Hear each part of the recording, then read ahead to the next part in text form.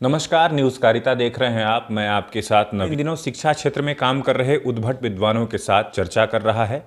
और इसी बीच में आज हम बिहार लोक सेवा आयोग के सदस्य प्रोफेसर अरुण कुमार भगत जी से बात करने वाले हैं। प्रोफेसर अरुण कुमार भगत जी इस देश के साहित्य और पत्रकारिता जगत के ख्यातिनाम हस्ताक्षर हैं। आज प्रोफेसर अरुण भगत जी से उनके एक पुस्तक के बारे में हम बात करने वाले हैं। सर, आपका बहुत बहुत स्वागत है। धन्यवाद। सर, हाल ही में आपकी एक पुस्तक आई है, पत्रकारिता, सृजनात्मक लेखन और रचना प्रक्रिया। सर, उस पुस्तक की क्या विशेषता है, उस पुस्तक के बारे में बताएं। मेरी यही पुस्तक है, पत्रकारिता, सृजनात्मक लेखन और रचना प्रक्रिया। इस पुस्तक में समाचार के इतर जो कुछ भी लेखन होता है पत्रकारिता में, उन सब के बारे में बताया गया है। उदाहरण के लिए आर्टिकल, फीचर, रिपोर्टाज, यात्रा वृत्तांत, संस्मरण, व्यंग्य, संपादकीय, संपादक के नाम पत्र, रेखाचित्र, व्यंग्य और समीक्षा। यानी पत्रकारिता में समाचार के इतर जो कुछ भी लेखन होता है वह उस सब की रचना प्रक्रिया के बारे में इस पुस्तक में बताया गया है। सृजनात्मक लेखन क्या होता है सर? अगर आम सरल भाषा में दर्शकों के लिए या विद्यार्थियों के लिए समझा जाए तो सृजनात्मक लेखन क्या है? जीवन की आपाधापी भागदौड़ और कसमकस के बीच व्यक्ति सुख चाहता है, शांति चाहता है, आनंद और उल्लास के क्षण चाहता है, उसमें निमग्न होना चाहता है। और इसलिए केवल और केवल नकारात्मक भावबोध की पत्रकारिता से यह संभव नहीं है। इसलिए रचनात्मक लेखन अथवा सृजनात्मक लेखन पर मैंने पुस्तक लिखी है। सृजनात्मक लेखन वास्तव में चित्तस्थ अनुभूतियों की रसात्मक अभिव्यक्ति का नाम है। इसके माध्यम से व्यक्ति में जो क्रिएटिविटी है, पत्रकारों में जो क्रिएटिविटी है, वह उभर कर सामने आती है। समाचार तो छपते ही हैं समाचार पत्र में, लेकिन समाचार के इतर भी बहुत सारी चीज़ें छपती है जो विभिन्न विधाओं के नाम से जिसको जानते हैं। यानी कथेतर गद्य है, कथा के इतर जो गद्य लेखन है वह सब इसमें इसको रेखांकित किया गया है। आपकी पुस्तक में जो शीर्षक है सर, उस शीर्षक में रचना प्रक्रिया एक शब्द है, तो ये रचना प्रक्रिया किसी चीज़ के रचे जाने की प्रक्रिया है या इसके इतर भी आपने इसको कुछ अलग से परिभाषित किया है? रचना प्रक्रिया बहुत ही जटिल विधि है, प्रक्रिया है। रचना प्रक्रिया किस तरह से रचना की जाती है, इस पर मैंने बताने की कोशिश की है।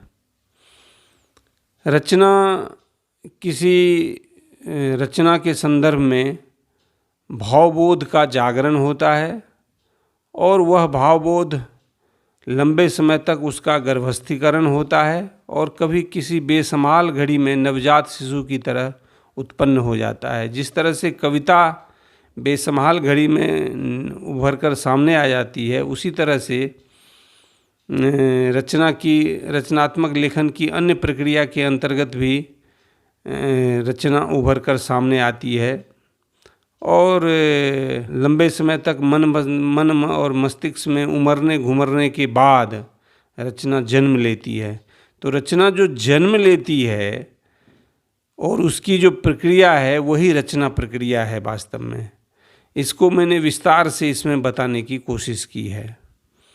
उदाहरण के लिए फीचर, तो फीचर हम कैसे लिखते हैं? फीचर लिखने की रचना प्रक्रिया क्या है?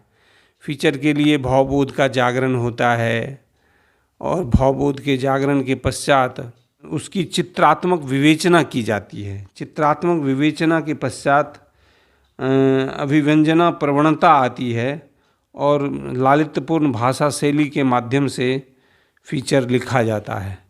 तो कुल मिलाकर रचना प्रक्रिया के माध्यम से इस पुस्तक में रचना प्रक्रिया को समझाया गया है और ये पहली बार कोई पुस्तक आई है जिसमें रचना प्रक्रिया पर इस तरह से विस्तार से बातचीत की गई है।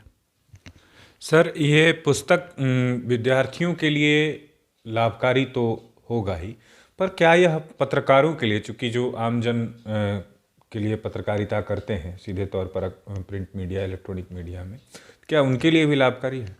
जी, यह पुस्तक दोनों के लिए लाभकारी है, पत्रकारिता के विद्यार्थियों के लिए भी और पत्रकारिता जो स्वयं कर रहे हैं उनके लिए भी। अनुभव में देखने को आया है कि लंबे समय तक पत्रकारिता करने के पश्चात भी उनको आर्टिकल और फीचर में अंतर क्या है इस बात की समझ नहीं होती है, और कई बार तो आदमी वृद्ध हो जाता है, पत्रकार लंबा अनुभव संपन्न भी होता है, तब भी उसको आर्टिकल और फीचर में अंतर स्पष्ट नहीं हो पाता है।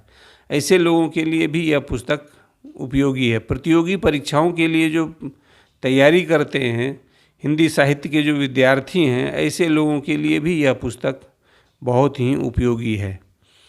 इस पुस्तक के माध्यम से एक साथ रचनात्मक लेखन की प्रायः सभी विधाओं 11 विधाओं का उल्लेख करके उस पर प्रकाश डाला गया है। पुस्तक कहाँ से प्राप्त किया जा सकता है?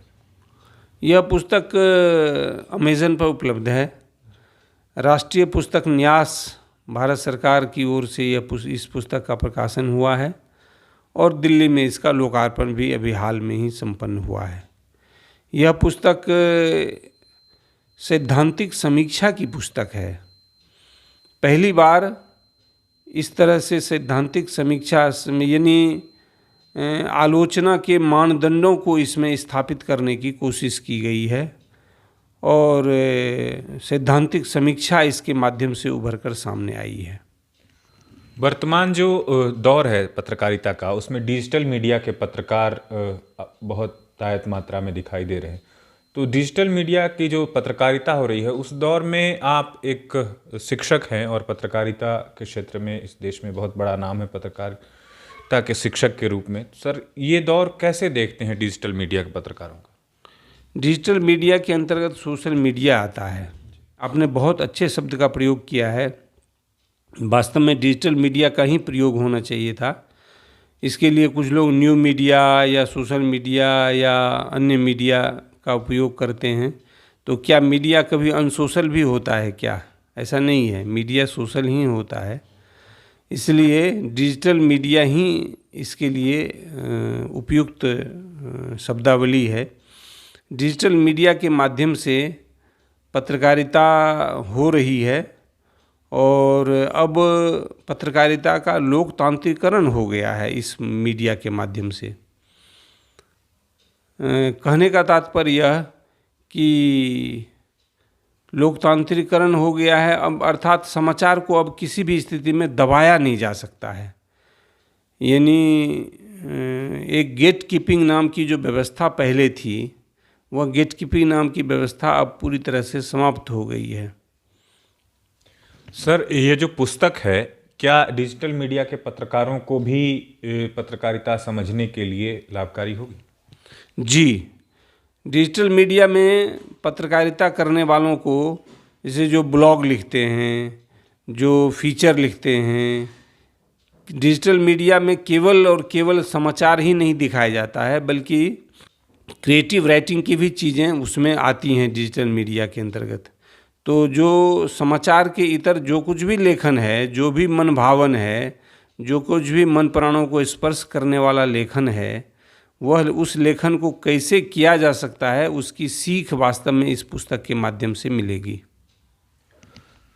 चूँकि आप एक शिक्षक हैं और साथ में एक अधिकारी का भी दायित्व निर्वहन कर रहे हैं, तो सर कैसे समय पाते हैं? और लगातार आपकी ये शायद 24वीं-25वीं पुस्तक है, तो ये कैसे समय निकाल पाते हैं और आगे की क्या योजना है? यह मेरी 26वीं पुस्तक है। मैं नियमित रूप से प्रातःकाल जगता हूँ और प्रातःकाल जगने के बाद लगभग 3 से 4 घंटे का अध्ययन करता हूँ और उसी बीच में ये लिखने पढ़ने का काम निरंतर चलता रहता है। यह पुस्तक जो आप देख रहे हैं, पत्रकारिता सृजनात्मक लेखन और रचना प्रक्रिया, ये लॉकडाउन के दौरान पूरी की गई थी।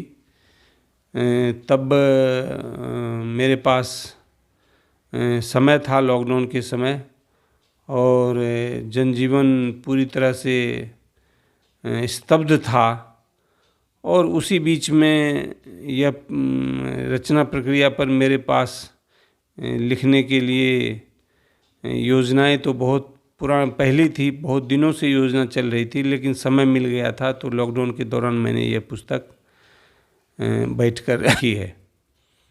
जी। आगे की कोई योजना सर, आगे कुछ पुस्तक पे काम आगे एक पुस्तक आने वाली है संपादन कला पर। संपादन कला पर यद्यपि काफ़ी पुस्तकें लिखी गई है, बाज़ार में उपलब्ध भी है, लेकिन जो पुस्तकें लिखी गई है उसमें दो बातें स्पष्ट रूप से दिखाई पड़ती है। एक तो ऐसे लोगों ने पुस्तक लिख दी है जो आज तक संपादन कभी किए नहीं, अखबार के दफ्तर में कभी गए नहीं, पत्र पत्रिकाओं का संपादन किया नहीं, ऐसे लोगों ने पुस्तक लिखी है। और दूसरा, ऐसे लोगों ने पुस्तक लिखी है जो केवल यही काम करते रहे हैं और एकेडमिक नॉलेज नहीं है, एकेडमिक जानकारियाँ नहीं हैं उनके पास, ऐसे लोगों ने पुस्तक लिखी है। तो पहली बार यह होगा कि एकेडमिक मुझे अनुभव भी है, लगभग 15 वर्षों का एकेडमिक अनुभव भी है और 10 वर्षों का पत्रकारिता करने का भी अनुभव है। तो एक साथ ये दोनों अनुभव रखने के कारण मुझे लगता है कि यह एक उत्कृष्ट पुस्तक होगी और रचना ये संपादन कला पर कुछ विशिष्ट, कुछ महत्वपूर्ण जानकारियाँ उपलब्ध हो पाएंगी और बच्चों, विद्यार्थियों के लिए और पत्रकारों के लिए एक उपयोगी सामग्री निकल कर सामने आएगी, ऐसा मुझे विश्वास है।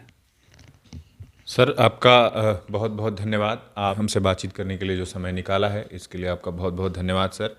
आप न्यूज़ कारिता देख रहे थे।